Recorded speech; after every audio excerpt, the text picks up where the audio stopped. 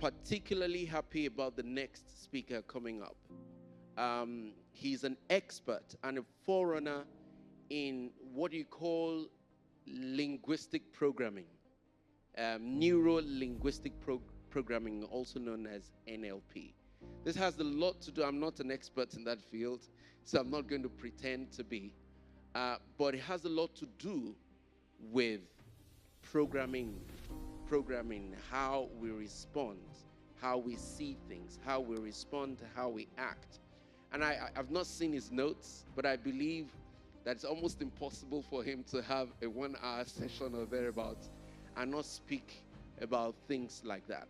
And so I want to encourage somebody this morning, in the context of fixing ourselves. I want to encourage you to listen and listen prayerfully and say, God, fix me. Help me to hear what will fix me today. Whatever that area of your life is, where you know, you're conscious that you need fixing, prayerfully listen this morning, and I believe that you're going to receive the accurate answer that is tailor-made for you this morning. All right, so we have a pre-recorded introduction of his, and ladies and gentlemen, please, the next voice you will hear after mine, and that's after the audio is played, will be that of Mr. Innocent Usa. He's the brain behind Innocent Minds Training and Consulting. All right, so please, media, let's have it. Experience in emotional mastery and behavioral change, and almost 2 decades in the in emotional mastery and behavioral change, and almost 2 decades in the real estate sector. Innocent Usa is the driving force behind Innocent Minds Training and Consulting and the leading voice for neuro-linguistic programming (NLP) in Nigeria. He is Nigeria's first internationally certified master practitioner and master trainer of NLP, and over the past 6+ years has empowered professionals, entrepreneurs, groups, and communities across Africa with tools to achieve transformational outcomes.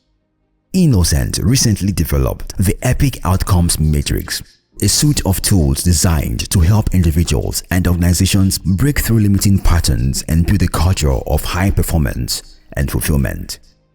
His work is rooted in applied psychology, real change, and helping others live with clarity, purpose, and emotional resilience. With a TMC applause, make a welcome Innocent Usa.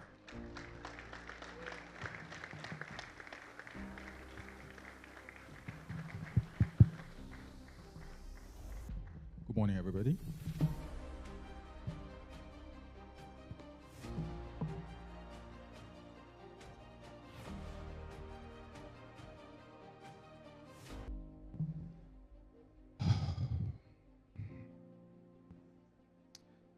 Thank you for your prayers, sir.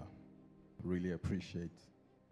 And the answer to that prayer would be the reason and the basis upon which I would share the few thoughts that I would share, hopefully, and by God's grace.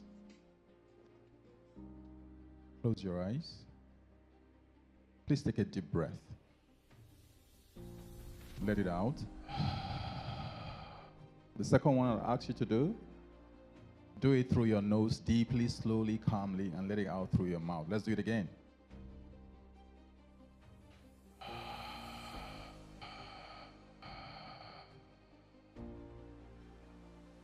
Father, we thank you.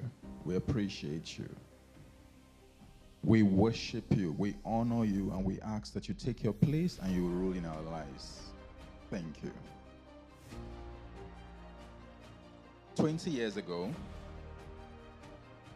my mother called me from the village. My father had just left. I was living in Abuja at that time. And my mother said, "Your father said on his return that our son is so rich, but we are suffering. What did you discuss with him? What did you show him? What did you do to him?" And I remember that nothing spectacularly had happened, nothing unusual in our conversation, except that I took him to have his medical checkup, and that was it. So I went to investigate, and I went to the bedroom where he had stayed, my son's bedroom, and I checked everywhere. I didn't see anything, but then I happened on a small box. In that box, there were check stubs, used check stubs, and he apparently had seen monies written and paid and project this and that. Some of it was my money, some wasn't my money, but he didn't know. And so he had concluded, and he had seen a lot of millions, and he had concluded that, ooh. And at this time, our relationship wasn't the best. Our relationship had not been the best. I grew up from a very interesting background. When I came to Lagos in 2015, I noticed that many speakers don't share the kinds of stories that I share, for whatever reason. So I'll give you a little bit of what made our relationship dysfunctional. I grew up hearing my father yell. And I'm not going to pretend here that my background is the same as yours. I just want to give you a little hint. I would hear my father yell my name. Or sometimes he will call me all kinds of names. If you understand Hausa, names like Akuya. That means goat. And if I was angry and came to answer and I did not say anything, he would ask me to go back. And he would yell Akuya again, and I would have to respond before coming. That would happen several times. So I grew up under intense emotional and verbal abuse, something that is not totally strange to many men sitting here. I know some of you came from a bit of some polish, or a lot of polish, perhaps. I didn't. And I realized that sharing my story would make me have people drift towards me who are like, I have never heard anyone tell my story like you did. And I would start to say, it's not your story, it's mine. And they would say, no, it's not your story, it's mine. And we'll begin to drag. And my father would say to me regularly, you will not amount to anything. My father would say to me regularly, you will be a beggar on the streets. Why? I saw my father beat my mother several times as a child. I remember doing this work a couple of years ago. Someone said to me, I sense the call of God upon your life to be a pastor. And I said, no, that would make me so not very effective because I've been doing this pastoral work for a long time. He said, when? Do you have a church? I said, no, I started with separating my father and my mother's fight as a little child and helping them to live in peace. Too much burden to place on the shoulder of a young boy. Many of us grew up carrying weights we were not prepared to carry. For me, I saw them fight. I saw my father beat my mother all the time. Accuse her of things that never happened. My mother, sorry to take your mind somehow through the gutters. My mother would be beaten sometimes and made naked in public. Not once, not twice, not thrice, like really stark naked. When you start to go on your journey of healing, it's not hard for you to share these kinds of stories because you are not bothered about polish. You're bothered about other people having to start their own journeys as well. I hated my father. If I met a kid in school who was crying because his parent, his dad particularly, had died, I would wonder why they would be crying because I thought that every father was like my father. So I would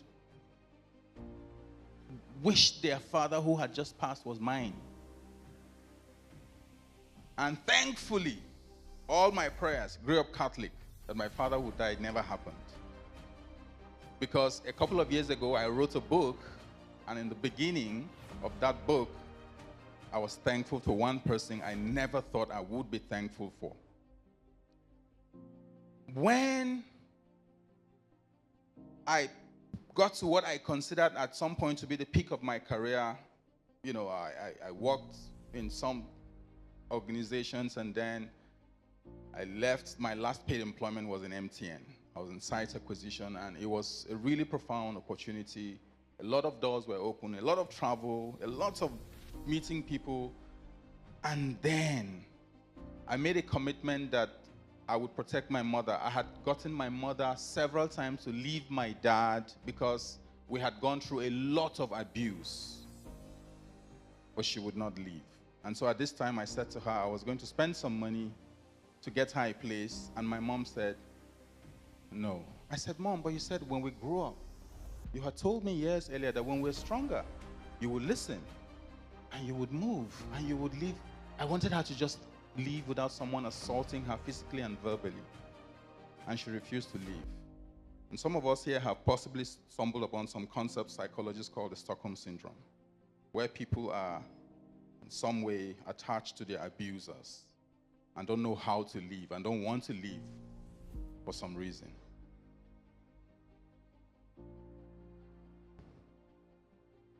Going through that experience, longing to go to school and watch a TV program to share in school, not having television where we grew up, having to buy my first TV, I think in year 2000, a small colored TV that I didn't stop watching for almost 3 days because I had been deprived of TV all my life. Coming from extreme levels of lack, going to schools where, as a boy, when the kids are being separated and the other ones are told to leave school because they hadn't paid school fees, you know you would be amongst them. Seeing my mother going through extreme situations just to pay for that fees and for me to return to school was tough. And gentlemen, what happened to me was not only did I hate my father, I think I began to loathe a lot of things that had to do with leadership, men generally, without knowing I was doing that. And then when I got to the peak of my career, I realized that something was wrong. I was unable to connect with people. I became extremely shy. I was very timid. I just became someone who only wanted to perform, make money, and prove something. For everyone who is seated here, we have two motivations usually in life. Two kinds of motivations. There's one type of motivation that is called away from motivation, away dash from. And there's another type of motivation called towards motivation. Towards, T-O-W-A-R-D-S.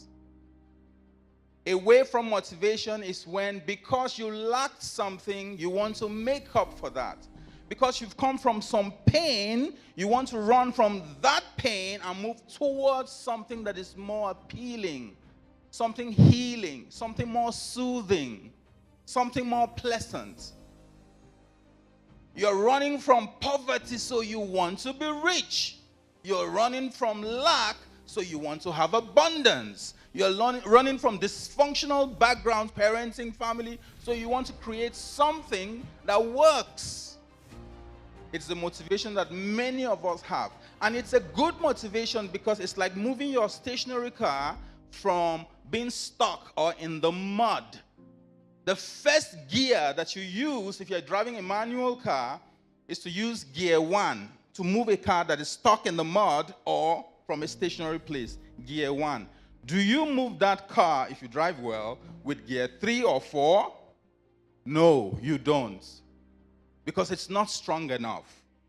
One of the strongest pulls or motivation that gets many of us to try to move towards having a better life is coming from a background of pain. A background filled with hurt. A background filled with dysfunction. Sometimes, if you're a Christian, sin, poverty, destruction, whatever it is. But a time comes in your life when you move your car from this place and then eventually you get to the Third Mainland Bridge. You can't move your car a few meters from now on gear 1 and keep it still on gear 1. Or manage to get it on gear 2, get to Third Mainland Bridge and you are still on gear 1 or 2. What happens? That car would struggle, the engine will not roll into life, and a lot would happen that will make you uncomfortable in the car. Many of us are like that. Your motivation for starting life continues to be your motivation for wanting to thrive, and you are finding it difficult because what made you start cannot be what would make you continue and arrive and thrive and sustain success. I wanted to prove my father wrong. My father had said, you would never amount to anything. So what I wanted to do was to prove to him that I would amount to something. So what did I do? I started to struggle, to do different things. At one time, my friends and I were arrested, and we had stolen. So Pastor mentioned earlier people who try to get things the other way around. And that's where I began. But see, I had read a lot of crime novels. When we were arrested and tortured, I said I didn't do it. And with a name like Innocent and the kind of face I had, you can get away with a lot of things. After several torture, I was let go, but they didn't know I was the brain behind that group of boys. I was let go. One woman showed up amongst all of those kids that were arrested. It was my mother. She always showed up to bring food. And I said to myself, I cried. She cried. She said, my son, what did you want that I didn't give you? You see, I couldn't tell her that, Mom, when it's Christmas time and we want to take alcohol, you won't give me money for that. At that time, there were some blue Luna jeans you could get and some kinds of clothes that my parents wouldn't afford me. Do you know one of my biggest torture growing up as a kid? It was having to have Mom buy that once a year Christmas clothes, and she's dragging you to take you to that Babadi tailor who sews that up and down thing while passing all of those shiny things sold by the Igbo man, Chukwuemeka, and you're seeing your friend and their mom and their dad buying, and they're dragging you to go over to the other side. It was torture, it was shame, it was pain. I don't know if somebody comes from that kind of a story. There is hope for you. When eventually I believed I had proved my father wrong, and I didn't know until I got into what I'm doing today. I didn't know. And I'll tell you about that when I try to finish. But what I want to say to you today is becoming the man I had become, the criminal, the locked up boy, the frustrated kid, the one who had read all of those crime novels, the one who had picked up a mind that was really not godly. I stumbled on a man that God sent my way. His name was Inalegu Omaku. He was a pastor. And I was running away from God for years. I believed that God was looking for me to punish me. That God was looking for me to deal with me. And when I found that man called Pastor Ina, he used to pastor a church, he's late now, called Family Worship Center in Abuja. He preached a sermon in 1995 titled, Every Child a Priceless Original. I will never forget. And it was the story of the prodigal son. And it wasn't so much of the one who spent his life in debauchery and returned.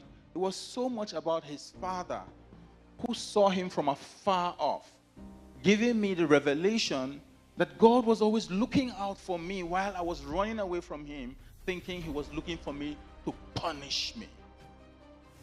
And the father saw the son from afar off, and he ran towards him. I broke down that day because I thought that I needed to fix my life and live a good life that I couldn't live properly, doing decent things, working hard, live a wrong life. And when I'm 72, 85, I'll put myself together and give my life to Christ. Because you see, As a young man, I knew I couldn't die by accident because I had calculated how I would escape the accidents. I had known everything that would happen, and I'll figure out an escape.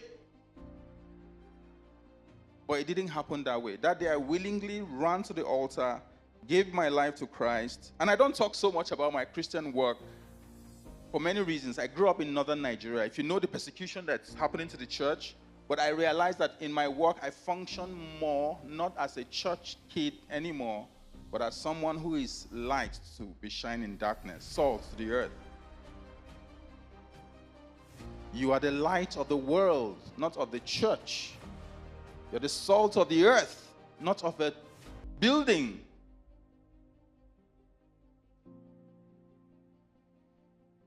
Something happened to me. I wanted to prove my father wrong. I'd like to have these three young men come quickly. Let me just show you, make a small demonstration. Thank you. So, this man is my father, and this man is me, and this man is my younger brother. My father had two of us. So this is my father. You guys are going to act a little drama for me. Dad, you are going to harass this young innocent, okay? Now, when he comes to harass you, you know what you do? All right, try to harass him.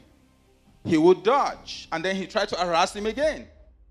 He will dodge, and sometimes it's words that are very poisonous, but he comes to harass him, and he keeps dodging.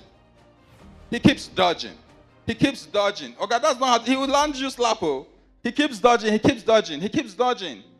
The problem is that this young man becomes a man, and he has perfected the act of dodging. So that even when he meets another man that just wants to have a conversation with him, he dodges because he thinks encounter with authority figures, fathers, or anyone who comes to add value to him is going to hurt him. He dodges. To dodge means to survive this man. It means to survive this man. Survival makes him to begin to dodge. To dodge, for some people here, would mean you will run away from authority. You don't want to have anything to do with authority. You hate Nigeria. You hate leadership. You hate pastors. You hate anything that has to do with those people in the front. You hate them, and that was me. You are surviving. To survive for somebody, to dodge, consistently dodging, is for him to ensure that he would make money to prove that he isn't a failure. No matter what, he would work so hard. He would lose sleep. He would lose rest. He would work so hard that you would not believe. At a tender age of 30, he may have had 300 million, 700 million the right way, working hard because he wants to prove something. He may not have stolen the money, but that money that he's getting is still dodging because he is trying to survive daddy hitting him. Some of us, the current lives we're living is a dodging life because you're trying to survive. In psychology parlance, they call it performance. I have never seen anywhere in Nigeria where people perform like when I came to Lagos in 2015. Lagos people, woo! Performance with dressing, performance with the car they drive, performance in the office. They do so well. It's performance. The boss that you can't talk to because he's saying, hey, when I was your age, I was doing so and so and so, and they would not listen. They are not humble. They are performing. They don't listen to their wives because they've come here by performance. The thing that makes them succeed is performance. It's dodging. It's being this person that was created. You see this person who is performing? There was a time he wasn't performing. There was a time he was a kid and he could hug his dad. But now he can't anymore. Dad has driven him away and has built concepts in his head that if you have to succeed, you have to be who you are not. No space for authenticity. No space to be your true self. You are seated here, and you know us now. We are boys. We are men. We liked the girl around the street. Even when we went to the room and nothing happened, we came out and said, I don't finish sham. We were performing because we wanted to be accepted. That need for acceptance, that need for belonging deep on the inside of us is a need that God created and put there to be filled by the appropriate, rightful, righteous things. But the devil hijacked all of these things going on in our lives to create a performer. Performance is that man who says to his wife, you're working with who? With what? Therapist, coach? What does he have? They don't listen to anyone who doesn't earn, who hasn't been to the number of countries they've been to, who hasn't shaken hands with the quality people they have shaking hands with. Why? Because their entire lives is about performance. Do you know what results I got? Do you know how many cars I have bought? Do you know how many Forex deals I have struck? Do you know that I'm almost about to get 1 or 2 Bitcoins? Do you know it's about performance? And so this man now has forgotten that he used to be one little innocent young man that didn't perform. He could run to his father, hug him, and be himself. But now he can't be himself anymore. How you do one thing is how you do everything. And this man who has become one thing because of that is now going all around an actor, wears masks everywhere that he goes. He wears masks. In church, he wears masks because the real him will not be allowed to breathe. I started by asking you to breathe. Because we have performed all of our lives.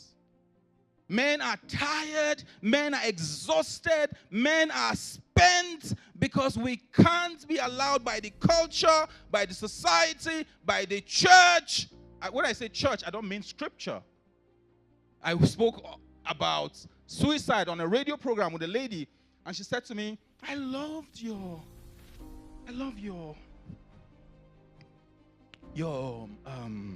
ideas. I love what you were sharing about suicide. And I said, oh, thank you. And she said, but don't tell me you're one of these church people. I said, what do you mean? She said, something happened to me years ago and I don't believe in God anymore. And one of the things about my work is you have to establish rapport. So I said, oh, that makes the two of us. I also don't believe in God. She said, no wonder. I said, yeah, I don't believe in the Nigerian God. She said, what? Nigerian God? I said, yeah, I believe in the God of the scriptures. But there's just a God that is made to be bigger than him right now that I don't believe in. It's the God of the Nigerian church. She said, okay, tell me about that. So I started to talk to her about that. She said, oh, this is interesting. But it still sounds a bit churchy. I said, well, I don't know about your experience, but I have encountered the God of the scriptures. But this God that you have to perform for, that you have to buy cars for, that you have to have a certain, you have to do some things, you have to have some things, you have to behave in certain ways. I don't want to have anything to do with that God anymore. Give them a big hand, everybody. Thank you.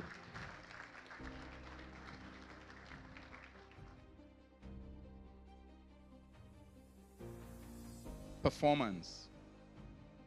We have become a people of performance. Do you know how we perform? Oh my goodness. You are a child who likes to eat a certain way. But while eating a certain way, mom frowns at that thing you're eating or the quantity you're eating. At an early age, it's communicated to you that you can't eat that way. So you shrink in that area of your life. You refuse to show up at 100% and be your authentic self. You know what you do? You start to eat a little less. But the thing is, only when mom is around. When mom is not around, you eat to your full. Okay? You eat to your full. We start to perform in different other ways. They say, oh, when you can't dance, you can't do this, you can't join these people, you can't belong here. And all of us have a need for belonging that came from creation. from birth, from our innocence.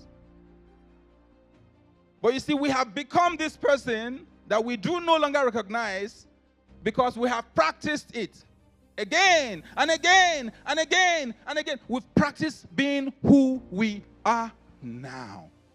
Now, I've seen people who have got a lot of the areas of their lives fixed. Performance just still rears its ugly head in some area. Maybe not in every area. Earlier, what's the name? You see, if it was in the north, I would have spoken Hausa already. What's the name of this very fantastic gentleman here that was introducing people? What do they call them? MC. The MC said something earlier. And I was sitting in that room and I thought, ooh, that's so true. Men were tired, not just because of the roles we've been given, but because of who we have been forced to become. And I was forced to become that person too. And then one day, my pastor shared a story. My pastor's wife shared a story. You know, people say, oh, this thing you're doing is not godly. The roots started from church. Stupid. Shut your mouth. I don't have to be saying it to send away all these Muslims. My pastor's wife shared how her father had disappeared. And she had tried and tried and tried. On every anniversary of his disappearance, she would break down and cry and cry and cry and cry. And that happened until she was 10, 20, 30, 40, got married, and that's crying and breaking. And I didn't know what it was. And she shared in church this day, and she said, she went to America, she was in church, and then somebody said to her, go for therapy. And I was like, oh, Pastor Sarah, you're already very controversial. I don't like when people bash us. Don't talk about things that are not in the Bible. Which one is therapy again? Stay away from that topic. And I said, oh, they did all kinds of things. And on the last day, they put an empty chair in front of her and said, talk with your dad. Imagine he's there and he's about to go on that last journey. And he says, tell me anything that you wish I know before I leave. And da da da da da da. And I listened to that. I'm like, what's that? I was curious. Somebody say curious. I was curious. One of the things about men in Nigeria today is that if you are curious, you're termed stupid. And they kill the curiosity from us in childhood. And curiosity is what births creativity. It's what births invention. It's what births change in the Japan and in China that our father told us about earlier. But they make us frown at curiosity. They say it kills the cat without telling you the entire statement. And we believe it. And that's not the only thing we believe. We believe everything that's happened to us. I believed everything that happened to me. I became everything that happened to me. Do you know how we believe these things? We believe these things because, like the Asians raising those animals for circuses and for performance, the animals are trained. You put a rope on the elephant, that's a baby elephant, and the elephant tries to break off, and it says, I can't go, the rope is too strong. Baby elephant. It tries to move around to get away from the rope, it can't. After several tries, the baby elephant gives up. And the baby elephant says, there's no need trying. It's conditioned. It's programmed to say the rope is too strong. Even when the owners break out the rope, this baby elephant by now has grown up as a young adult, grown up to become a big adult, but still has baby elephants believe, somebody say believe, that the rope is too strong. Even though free, you've been conditioned, the rope is too strong. So it stays here to be fed. It stays here. It doesn't try something new. It's not curious. It stays here. Many of us have turned out like that. Very afraid to try new things. Very afraid to question things. Very afraid to ask questions. Very afraid to appreciate and to approach leadership. Very afraid. Very timid. And when you're not timid, you are perhaps performing, trying to get an A, to be approved of, to be liked. All of our lives. And when baby elephant eventually grows older, it doesn't know that it could have moved away. And this is what makes man. A small part of what makes man a superior animal, as they say it in the science world. Even though you and I know we're not animals. Okay? How we think. Some people call Nigerians a zoo because of how we have become the kind of people who create the leadership that we deserve, like our father said earlier. If you came to this conference for another person to convince you so that you can hear something you haven't heard before, some wise words, it will not happen. I hope that what happened to me will happen to you. And what happened to me is that years later, I was at a meeting in some foreign country, and I yelled, I shouted, because I understood the question I had asked earlier about therapy.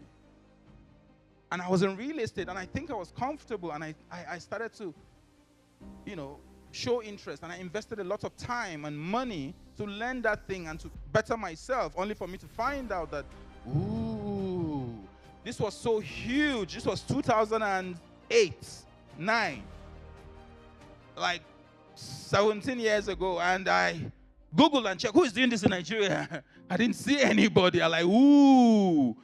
And I asked these people, I said, can you come to Nigeria? And they said, no, we can't come to Nigeria because it's too risky to do business there. I was upset at how they had categorized Nigeria. The same place where I had come, and at that time I didn't realize that I had performed so much to become this person I was.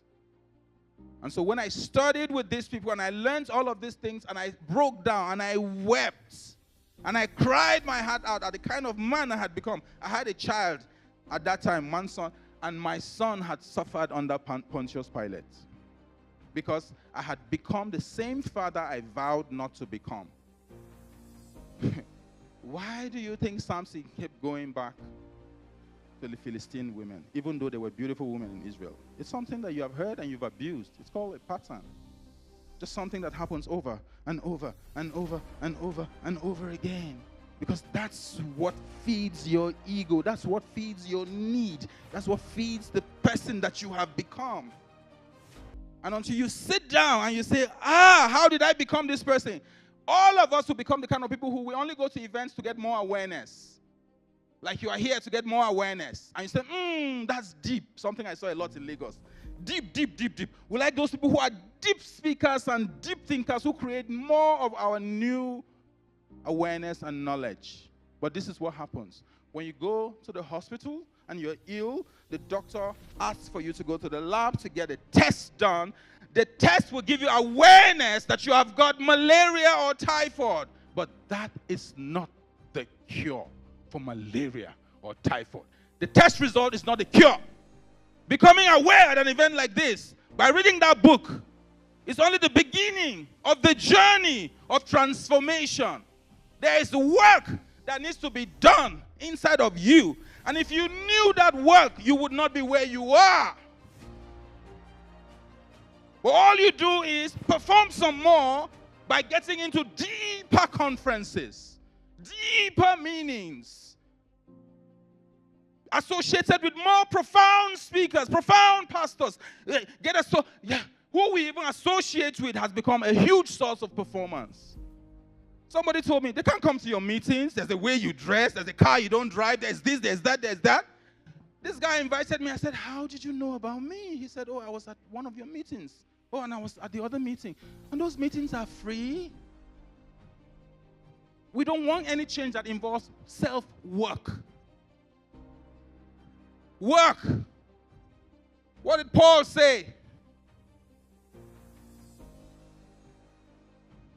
About working on your salvation with fear and with trembling. Work. Your change is work. You see, you have done performance for 20 years, 30 years, 15 years, 18 years, some of you, 10 years. 10 years of pretending to be who you are not will not be changed by 3 hours of talk. You need to be immersed, baptized in stuff that will create a new kind of imagination. You see, for years, these people had been in Egypt. They couldn't get to Canaan because they had been immersed in being slaves. So they couldn't but think as slaves, fundamentally. And for you to have Canaan, everybody, scriptures say, who had left Egypt didn't make it. Because Slave thinking in Egypt cannot take you to liberation thinking in Canaan. It doesn't mix, so it had to be destroyed because these people, to them, they were like grasshoppers. But for some few said, we are well able. That comes from a proximity to Moses. But even Moses didn't make it. He was close to the source and close to the source and close to the pastor and close to it's not enough. It's that personal change work that you do. Jesus would always go away and be by himself. And he had a John and he had a Peter and a few people here and there.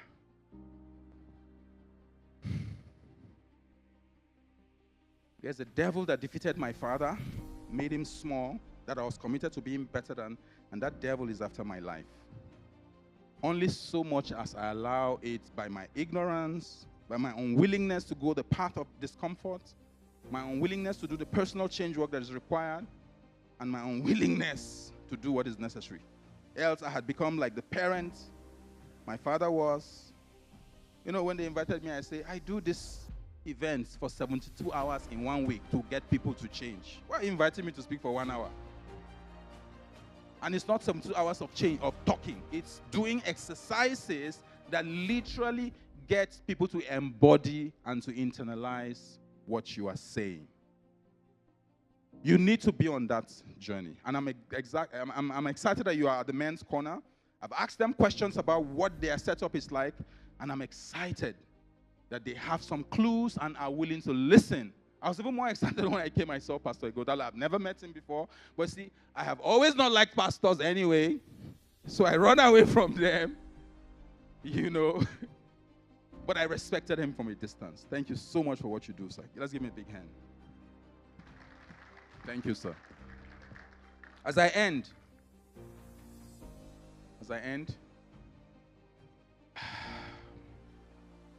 your change perhaps is in this place. Your coming here is not by accident. It's in this place. You see, the men's corner, they have a mentorship program that you will be told about in details. Fit in. Plug yourself in. Invest in it. The first thing you have to invest in is time. We always have time for the things that are the most important to us, whether we know so consciously or unconsciously. When you ask two people, what are your values? What they say usually is what they believe consciously. But what they do is what they believe unconsciously. A young man is coming from the airport to go see the girl he came into Nigeria to see. And the girl said, no, come, let me take you to my uncle. Because Uncle Boju stays close to the airport. If we go home and I drop you at that hotel, and he knows you came by here and I didn't bring you to you, there's wahala. They go to the uncle, and while she's in the kitchen trying to get some drinks, the uncle drags him to the bedroom. Sit down. This is my daughter. I've raised her well. Oh. What are you looking for in a woman? Tell me, young man, let me know. He will say, sir, I'm looking for a lady. Give me some of the list. Number one, God-fearing. I've been eyeing you since, I know I've got some cousins here. God-fearing, number one. Submissive. By the way, he's saying, these are my values, sir, Uncle Boju. These are my values. This is what I'm looking for deeply. Okay? Submissive, virtuous, faithful, ambitious, if you tell Uncle Boju that, you know most people will not say that, right? Why? Because he will say this guy is a go. Don't say that. Bros, even you in the heaven also can't say that. However, after he gets to the hotel, if his friends call him from Thailand and says, wait, what do you really like about that girl? What are you really looking for? Do you think he'll give his friend the same list?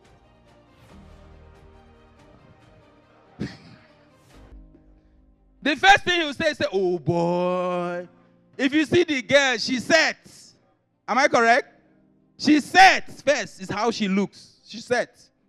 Somebody said front and back. I don't know what that means. Secondly, what? You see the men, they're about to start performing again. Secondly, what? I introduce babe to your friends. They say she's smart. She's sabi cook.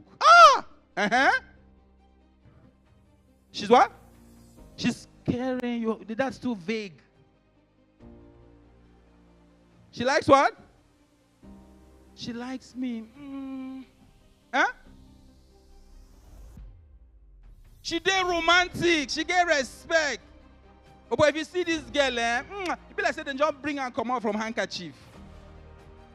Tear leather. You say all kinds of things. Why is the list for Uncle different from the list for my paddy? Because we are performers. This is a lack of synchronicity and alignment between conscious values and unconscious values. The conscious values are the values that you say depending on the occasion, so you can impress, so you can perform. The performance needs to stop today. I'm hoping I came here and somebody's saying, my brother, I don't know about you, but I've been struggling. The work that I do, the relationships that I have, my knowledge of the Creator, my church, I just perform. I am tired. It's too much weight. I want to start a new journey. I don't want to just go to events and meetings and say, deep. I want to truly become deeply immersed in the truth that transforms. I hope that that is you. I hope that that is you. As I end today, and if that is you, everybody, I want you to please stand. Everybody. Now, when you stand, I want you to imagine everybody with your eyes closed. Everybody. I'm not making an altar call, so you don't have to be afraid. I want you to imagine that there are certain beliefs you have been raised with. And these beliefs, you were raised with them because of what you saw, what you heard, what you felt. Looking for a sense of belonging, looking for approval, looking for anything, and then you became this person. I want you to imagine today, with your eyes closed, that there's a book suddenly that's in front of you. Imagine that that book is in front of you, and imagine that a page is about to be opened to that book. I hope that that page has for you the things that have been stopping you. And most of us, what has been stopping us is who we have become as a result of our beliefs. And so, I want you to check if on this page, as we get there, if you find any of these few beliefs I'll mention. Number one, I must never fail. Could have been a belief that have been stopping you. Number two, real men don't ask for help. Number three, if I show emotion, I am weak. Number four, God is disappointed in me. Number five, I must always provide or I am useless. If one of these five shows up, it's likely, like me, you need help. So I want you to imagine that page. Suddenly that book open at a page that has a different color, a unique color with your eyes closed. Imagine that page opens for you now. What beliefs or belief is there that looks like the one, sound like the one I just mentioned, but you are saying I need help with? Look at that. What is it? If any belief shows up there, the things you must let go today to begin to get rid of that belief is you must let go of pride, because pride hides pain. Let go of control, because control with men avoids healing. And that hiding and isolation you must let go of, because isolation that feels spiritual is not spiritual, it is survival. It doesn't allow you to thrive. And the last thing your healing must start with surrender.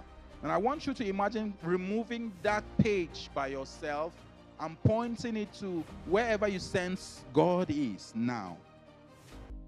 Come on, remove that now. The page that has the belief you want to get rid of.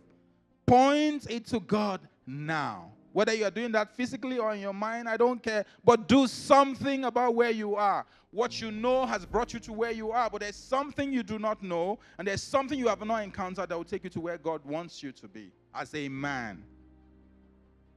Point that page to God, and I want you to believe that there is a move of something. I don't know what it is for you. Could be the Holy Spirit. It could be God's angel. It could be anything. But there's a move that is coming around you, grabbing that page from you, yanking it from you, and replacing it with another page that has a new list of belief. And when you go home, think of the new list of belief you would like to replace the old one or ones with.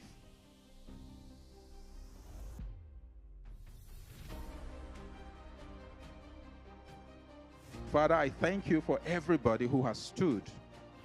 Answer their heart's cry, their inner longings. May they meet with you and encounter you in a way that is uniquely heavenly. I don't care what their name is, what their religion is. Get them to have an encounter with you, oh Lord. Today or in the days that are ahead, bring them before you in such a way that they will find you, whether in a man, in a book, in an encounter, they will find you irresistible. In Jesus' mighty name. Can I hear a big amen? Put your hands together for yourself and sit down. Thank you. I hear there are a few questions that may come up. If you have a few questions, I'd like to take them. A few questions? Any question? Anybody with a question? Any question? Yes, sir. Please come. Anybody else? Some people will wait. After he asks questions, their questions will come from his question. Okay? So have your own original question. Second person. Who else? No, sit down. We'll come to you. Who else? 1, 2, and that's it? Okay. Good morning, everybody. My name is Peter. Thank you very much, Mr. Innocence, for... Actually, I prefer to be called Mr. Usa. Mr. Usa. Yes, U-S-A-R. Okay, all right then. Thank you very much, Mr. Usa, for the talk. It was insightful, it was deep, it was intense. And my question stems from me tapping into what my own childhood was like. Some people can relate, some maybe not. But then in my family, I'm from a family of 2. I'm the first son, I'm the only son. So I had to grow up really fast. Lot of responsibilities and everything, and I think the wake-up call for me came when I lost my dad. That was 15 years ago. The funny thing is I didn't cry when he passed. I didn't cry when he was buried. I cried 3 weeks later in the office. I was just working, and then it was like something broke, and in the office I just got up, I just sat on the floor, and I just started bawling. And my boss came out, he saw me, he just said, you know what, go home. Just don't worry, your job will be waiting for you when you get back. Just go home. But it was a struggle because I was busy comforting everybody else, but then there was no one trying to comfort me. And I know it's something that a lot of men have to go through. We're the ones carrying everyone's weight, but no one's carrying ours. And I think sometimes it builds this wall, like you said. I can't show emotion. I can't feel, because we've all been raised. We must always score that winning goal. We must always get it right. We must always be the ones to bring home the bacon. So when we can't do that, it makes us feel like there's something wrong with us. But then sometimes there are times in life when, unfortunately, diplomacy doesn't really work. Because for some people, there's no middle ground. Okay, so what's the question? So my question is, how do you balance being gentle and being tough, depending on what life throws at you? My answer will be heal. Heal. So the answer would not be in the next 2, 3, 4 sentences that I'll give you. It's you finding yourself in the healing journey. Some people think, I work with people and I say, from the questions you've answered, because the first things I do with people, I get them to answer a set of questions, and sometimes a second set of questions, and sometimes a third set of questions, and I pick up a couple of things, and one of them may be grief. And they say, no, but I grieved my mom. And then we start the work and they say, oh, grieving is not necessarily crying. It can be. Grieving is that making space for the loss, accommodating and sitting with the pain that came from the life you thought, the pain that comes from the life I could have lived with this person that I can't live anymore. And we don't grieve only humans. We grieve relationships that never took off or that took off but didn't get to where we wanted it to get to. We grieve money losses, job losses. We grieve relationships with the same gender that we lose. But most times we don't grieve. You know what we do? We perform. We're strong, like you did for 3 weeks. And I find out working with people. I was working with a medical doctor the other day, my one-on-one coaching client. And she said she's grieved. But hey, this person has died. 12 years later, they are still grieving. They still haven't fully grieved that you cried. Crying is a small, tiny part of grieving. Grieving is sitting down with the emotion, the painful emotions. You know what most of us men learn about painful emotion? Run from it. Run. Everybody says, it's okay. Who knows? If the person not die, maybe for mad. All this Nigerian, whatever. It's not Nigerian, it's everywhere in the world.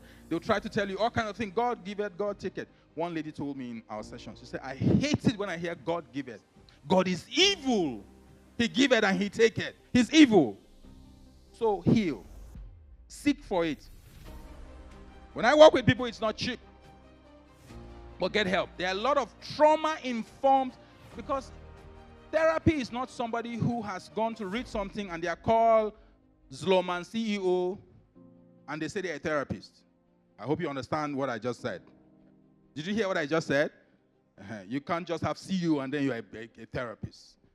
Most people here who say therapists, even people I trained, call themselves therapists because they train with me, and I am not a therapist. I'm a trauma-informed healing guide or facilitator. Whatever pain the person, I'm not a therapist. To be a therapist officially, you ought to have had certain certifications. Yeah, I do some therapy using NLP. I do some therapy using somatic tools, but I am not a therapist in the sense of the word, in that sense. So heal. There's nothing I would say that whatever, but I'm glad that you're asking the question. That question has an answer. If you are genuinely yearning, you will find it. You may find it this week in this meeting. You may find it next week. You may find it before the year out. But you will find it. The thing about the unconscious mind is whatever longing you have to remove pain and to replace that with joy, it will say, come, let me show you. It may take a day, a month, a year, a decade, but you will find it. For me, I found mine in 2009, and most people don't know, I forgive my father. I forgave him not because he changed. Some of us say, I'm seeking closure. Tell me why you did that. No, you don't have to seek closure. You can change by yourself. If you do proper change work, it's work. Change is work. Do you understand? So get healing and you will find. Don't look for. I am not a popular speaker because I would not give you that nice sounding reply that you say, this guy. You know, if you accumulate what you circulate, you'll be able to gesticulate. Thank you. Yeah.